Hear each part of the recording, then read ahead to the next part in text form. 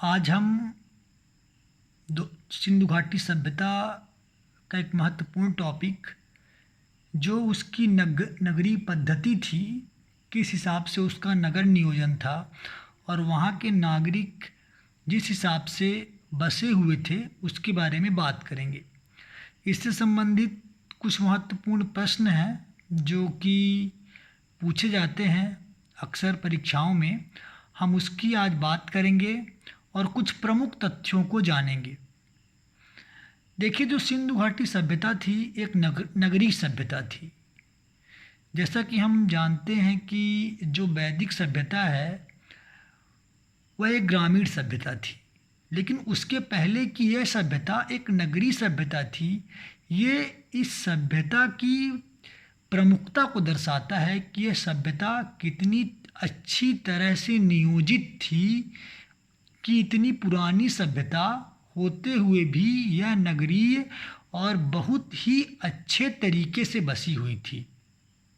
देखिए, प्रमुख तथ्यों पे हम बात करते हैं तो सबसे प्रथम बात यह आती है कि यह नगरीय सभ्यता जो थी, इसकी सबसे बड़ी विशेषता यही थी कि ये पर्यावरण के बहुत ही अनुकूल थी। यहाँ की जो जल निकास प्रणाली थी वह बहुत ही सिस्टमैटिक थी। इसका जो नगरीय नियोजन था, जिस तरह से नगर बसा हुआ था, वो बहुत ही अच्छी तरीके से बसा हुआ था। जैसे हम देखते हैं आज के नगरों को नियोजित किया जाता है, पूर्व में ही इस तरह का नियोजन इस सभ्यता में देखा गया है कि नगरों को बहुत ही सिस्टमैटिक तरीके से बसाया गया था। दूसरी बात, अब अगर नगर है तो नगरों से सड़कें गुजरेंगी। सड़कें पक्की हुआ करती थीं और एक दूसरे को राइट एंगल पर बिल्कुल समकोण पर काटती थीं। सोचिए कि यह कितनी ही अच्छी तरीके से रोड्स का निर्माण किया गया था। जैसे आज के इंजीनियर्स करते हैं, वो निर्माण कार्य कई वर्षों पूर्व 2000 ईसा पूर्व के आसपास ही हमारे देश में हो चुका था कि सड़कें समकोण पर काटती थीं और पक्की सड़कें थीं। तीसरी चीज़ पर हम आते हैं कि अगर सड़कें बनी हुई हैं और एक नगरीय पद्धति है तो सड़कों के किनारे से नालियाँ होनी चाहिए। और इस सभ्यता में प्रमुख बात यह थी कि नालियाँ भी बनी हुई थी और सड़कों के किनारे से नालियाँ जाती थी जो कि ढकी हुई होती थी। सोचिए कि सैनिटाइजेशन का कितना ध्यान रखा गया था कि नालियाँ ढकी हुई थी और ये नालियाँ, छोटी छोटी नालियाँ जाके एक बड़ी नाली जो मुख्य नाली होती थी उससे जाकर जुड़ी हुई रहती थी और सारा कचरा या गंदा पानी इन्हीं नालियों के माध्यम से मुख्य नाली से होते हुए शहर से बाहर निकाल दिया जाता था, जो कि इस सभ्यता की बहुत ही प्रमुख विशेषता है। इस सभ्यता में हम आगे बात अगर करें तो हम देखते हैं कि जो मोहनजोदड़ो में विशाल स्नानागार है, वह जो सिंधु सभ्यता है उसकी बहुत ही अद्भुत रचना है, क्योंकि स्नानागार जो है वो बहुत ही सिस्टमैटिक, बिल्कुल एक अच्छी पद्धति में स्नानागार को बनाया गया था। जब पुरातत्ववेत्ताओं ने उस स्नानागार की खोज की तो वो भौचक्के रह गए कि इतने अच्छे तरीके से ये स्नानागार बनाया गया है। और अगर सबसे बड़ी इमारत की बात करें तो हड़प्पा में जो अन्नागार था, वह अन्नागार सिंधु सभ्यता की सबसे बड़ी इमारत थी। और आगे हम देखेंगे कि जैसे अब घर पे हम आते हैं तो जो घर के दरवाजे हैं मुख्यतः रोड की ओर ना खुलकर पीछे की ओर खुले हुए होते थे।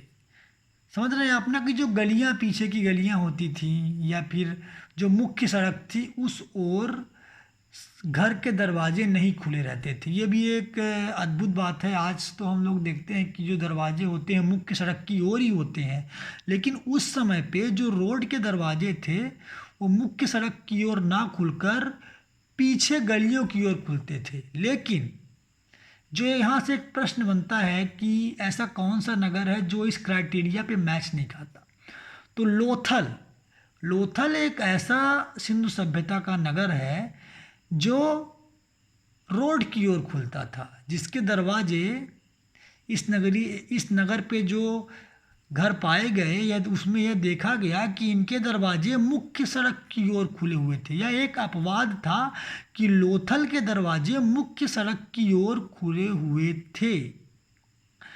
अब जो मकान बने हुए थे, हम नगरीय नियोजन की बात कर रहे हैं, नगरों को कैसे बसाया गया था, तो जो मकान वगैरह थे, तो जो मकान थे वो पक्की ईंटों के बने हुए थे।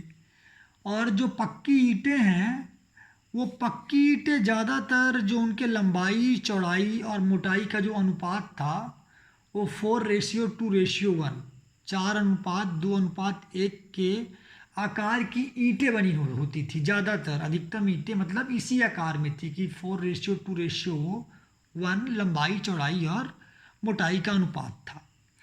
हड़प्पा जो है, मोहनजोदड़ो जो है और कालीबंगन जो है, इनका जो नियोजन है, बसने का जो तरीका है, लगभग एक जैसा है। ये देखा गया कि ये नगर बिल्कुल एक समान ही बसे हुए हैं। और कालीबंगन और रंगपुर को अगर छोड़ दिया जाए तो लगभग सभी नगरों में पक्की ईंटों का प्रयोग किया गया था। कालीबंगन और रंगपुर पर पक्की ईंटों के साक्ष्य नहीं मिले हैं, इसीलिए वैज्ञानिकों ने यह माना है कि कालीबंगन और रंगपुर को छोड़ दिया जाए तो सभी नगरों में पक्की ईंटों का उपयोग किया गया। इस सभ्यता के दो ही ऐसे नगर थे, कालीबंगन और रंगपुर, जहाँ पर पक्की ईंटों के साक्ष्य प्राप्त नहीं हुए। एक चीज़ और है कि अब नगर बसे हुए हैं तो नगर भी दो टाइप से बसे हुए थे। एक दो भागों में, एक शासक वर्ग के लिए जो दुर्ग के रूप में थे, किले के रूप में थे, और यह माना गया कि जो ये दुर्ग के रूप में, किले के रूप में जो नगर बने हुए हैं, इस पे शासक वर्ग निवास करता था।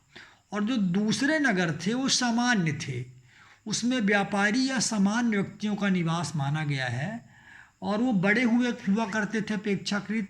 और ये माना गया कि उन नगरों पर व्यापारी या सामान्य नागरिक रहते थे, है ना। और इस सभ्यता की सबसे बड़ी प्रमुख बात यही थी कि यह सभ्यता एक नगरीय सभ्यता थी। और सोचिए कि इसके बाद की जो वैदिक सभ्यता है वो नगरीय ना होकर ग्रामीण थी, लेकिन यह सभ्यता नगरीय सभ्यता थी। और इस सभ्यता में रोडें थी, रोडों के साथ नालियाँ थी और नालियाँ भी ढकी हुई होती थी, सैनिटाइज थी। तो कुल मिलाकर अगर हम देखें तो बहुत ही सुनियोजित तरीके से यह सभ्यता बसी हुई थी, जो कि एक हमारे लिए भी एक सीख पैदा करती है कि आज से 4000 वर्ष पूर्व एक ऐसी सभ्यता थी जो कि एक अच्छे तरीके से नियोजित थी, और जहाँ पर लोग बहुत ही सिस्टमैटिक तरीके से रह रहे थे। आज हम मुख्यतः इस सभ्यता के रहन सहन और नगरीय नियोजन के बारे में हम बात कर रहे थे, और जो प्रमुख तथ्य थे नगरीय नियोजन और सभ्यता से संबंधित, उनको हमने आपके सामने रखा है। उसको एक बार ध्यान से सुनिएगा, समझिएगा। इससे संबंधित प्रश्न अगर आते हैं तो आप अगर ध्यान से सुनेंगे, समझेंगे एक बार, तो वह आपसे ज़रूर बनेंगे। और इस सभ्यता के नगरीय नियोजन से संबंधित जो प्रमुख तथ्य है, लगभग उन सभी तथ्यों को मैंने इस पे समाहित करने की कोशिश की है नगरीय नियोजन से संबंधित। और भी बहुत सारे एस्पेक्ट हैं इस सभ्यता के जिसका हम डिस्कस करेंगे अगले टॉपिक पे। हमारा आज का टॉपिक था नगरीय पद्धति कैसी थी सिंधु सभ्यता की, जिसके बारे में हम बात कर चुके हैं। और थोड़ा ध्यान से सुनिएगा, वीडियो को पूरा सुनिएगा, तब इस सभ्यता की नगरीय नियोजन पद्धति समझ में आएगी। सुनिए और थोड़ा शांत मन से सुनिए, तब हमारे दिमाग में वो चीज़ें बैठेंगी और हमें लंबे समय तक याद रहेंगी। थोड़ा उसको कनेक्ट करिए, जोड़िए, पिक्चराइज करिए, सोचिए, पिक्टोरियल व्यू पे देखिए, तो वो ज़्यादा बेहतर होगा कि आपको अधिक समय तक उन चीज़ों को आप याद कर पाएंगे। और रिवीजन भी बहुत अनिवार्य है कि बाद में उसको रिवाइज करते रहिए। ठीक है, तो हम आज जो नगरीय पद्धति है उसके बारे में, प्रमुख तथ्यों के बारे में बात कर चुके हैं। और आप लोग ध्यान से सुनिए, समझिए, और कोई डाउट्स हो तो कमेंट करिए। और जो सिंधु सभ्यता से संबंधित और तथ्य हैं उसके बारे में हम आगे बात करेंगे। और लेकिन नगरीय नियोजन से संबंधित जो भी चीज़ें हैं उसको आज मैंने समाहित करने की कोशिश की है। आप उसको ध्यान से सुनिए और पढ़िए। Thank you. चैनल को सब्सक्राइब करिए, लाइक करिए। Thank you so much.